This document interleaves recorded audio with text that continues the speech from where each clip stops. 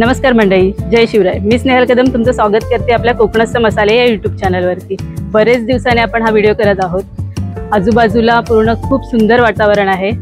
पाऊस पडत आहे, पाऊस पडून गेला आहे आणि अधूनमधून रिमझिम पाऊस चालूच आहे। आणि या सुंदर वातावरणामध्ये एकच अडथळा आहे की आपली मिरची सुकत नाहीये। बघू शकताय तुम्ही।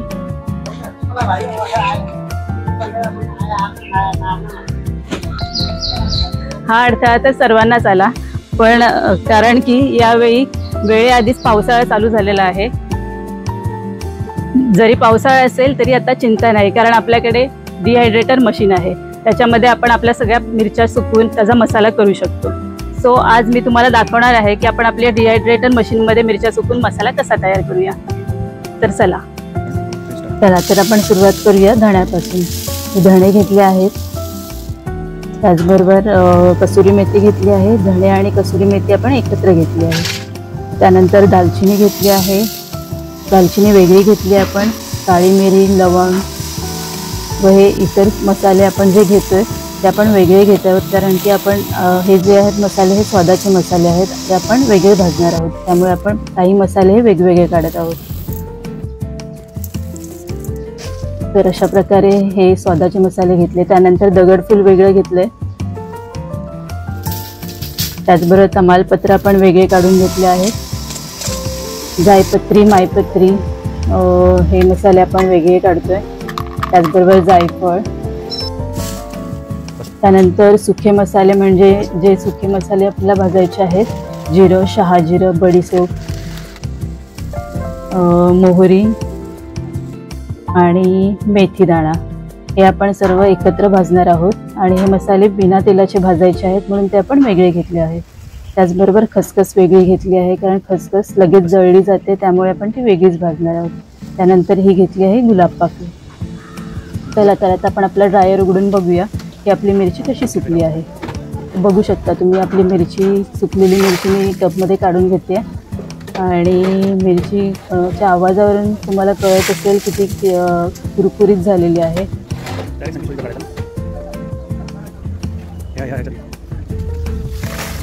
ही बघा मिरची, बघू शकता पटकन तुटली जाते, पूर्ण कुरकुरीत झाली मिरची। या पावसाळ्याच्या दिवसात ही आपली मिरची मस्तपैकी कुरकुरीत अशी सुकली आहे। चला तर आपण मिरची भाजायला सुरुवात करू। आपण मिरची भाजायला टाकली आहे, त्याच्यावरती तेल टाकलंय। तेल टाकल्यामुळे मसाल्याचा स्वाद हा छान टिकून जातो, त्याबरोबर कलरही चांगला येतो। आणि आपण मिरच्या भाजताना पण प्रत्येक मिरच्या त्याच्या प्रकारानुसार वेगवेगळ्या भाजतो, कारण की प्रत्येक मिरचीला भाजण्यासाठी लागणारे ड्युरेशन हे वेगवेगळे असल्यामुळे आपण वेगवेगळ्या भाजून घेतो मिरच्या।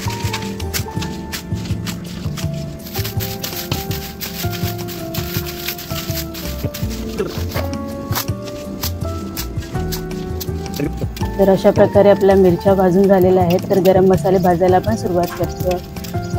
धणे आणि कसुरी मेथी आपण पहिले भाजून घेतली, ती आपण बाजूला काढून ठेवली। त्यानंतर जे आपण सुखे मसाले बोललो होतो ते सुखे मसाले आपण भाजून घेतो। मसाले होत असतानाच त्याच्यामध्ये वरून खसखस टाकली, जेणेकरून ती जळून जाऊ नये। त्यानंतर आपण तेलातले मसाले घेतले, त्याच्यामध्ये स्वादाचे मसाले म्हणजे दालचिनी टाकले आपण, हळकुंड तेही तेलामध्ये परतून घेतोय।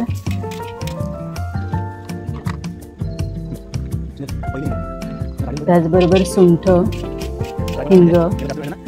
हिंगामुळे मसाला चांगला टिकतो, त्यामुळे आपण हिंग वापरतोय।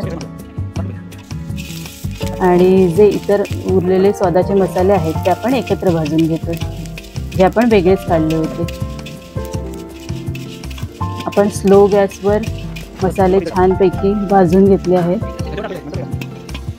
आणि गुलाब पाकळी आपण वरूनच टाकायचे, गुलाब पाकळी आपण भाजत नाहीये। चला तर सगळे मसाले आणि मिरच्या आपल्या भाजून झाल्या आहेत। आपण थोडा थंड होण्यासाठी ते ठेवून देऊया।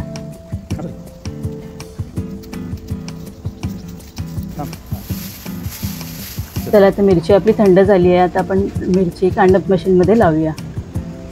कांडप मशीनमध्ये मिरची टाकली आहे।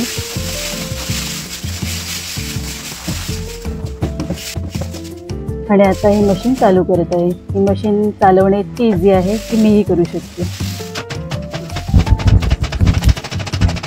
अशा प्रकारे आपण मशीन चालू केली आहे।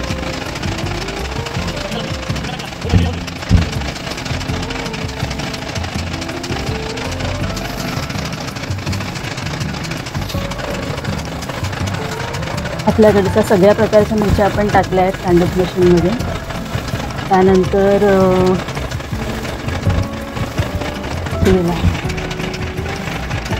त्यानंतर जो गरम मसाला आहे तोही आपण टाकला आहे।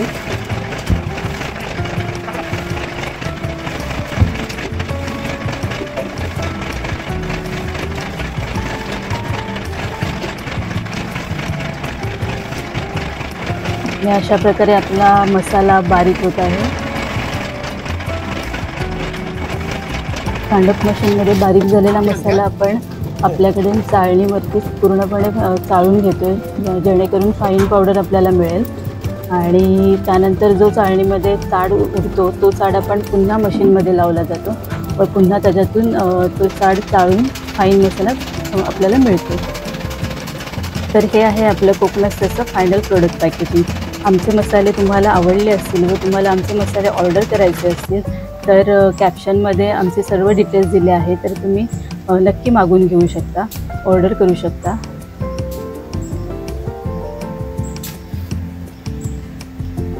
त्याचबरोबर तुम्हाला आजचा व्हिडिओ कसा वाटला हे कमेंट्सद्वारे नक्की कळवा। थँक्यू, धन्यवाद। चला तर भेटूया मग पुढच्या व्हिडिओमध्ये। तोपर्यंत हेल्दी खा, हेल्दी राहा आणि जय शिवराय, जय जिजाऊ।